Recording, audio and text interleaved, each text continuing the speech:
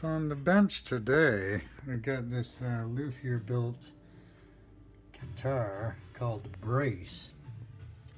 Pretty unique. The wood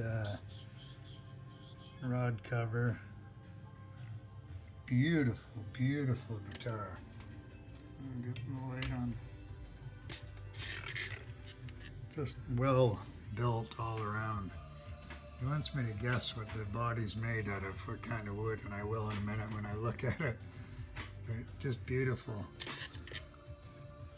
However, it's got a bunch of frets that I'm just about to start doing a fret job on it. Level all the frets. The nut was a weird thing. It wasn't a luthier, I know that, because this guy's brilliant, obviously, but it just came out. It wasn't glued on, but somebody did a poor sand job under this, and it raised the low E a lot. You can see how that sits in there. You can just tell. I mean, this is my little nut gauge that I use. Gives me the height of the nut before you groove it, and this is out a lot on the low E, and it's just about perfect on the high E. So I gotta sand that down, and that way he'll get better action on his lower E. The relief is perfect. I can't wait to see what this thing sounds like.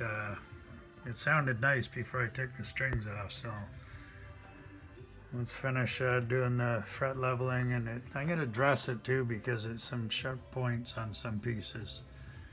So again, not luthier's fault. Somebody else has worked on this over the years. But beautiful axe. Okay. So I mentioned the nut earlier on being worked on before, and I took that wooden cover off here. It's only held down with one screw, but it's kind of unique. Anyways, this is what I ran into, is these, as you can see right here, kind of chipped away at. That one's quite deep, actually.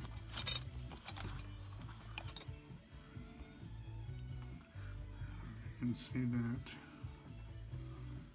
A little chip here. I might try to fill it in, we'll see.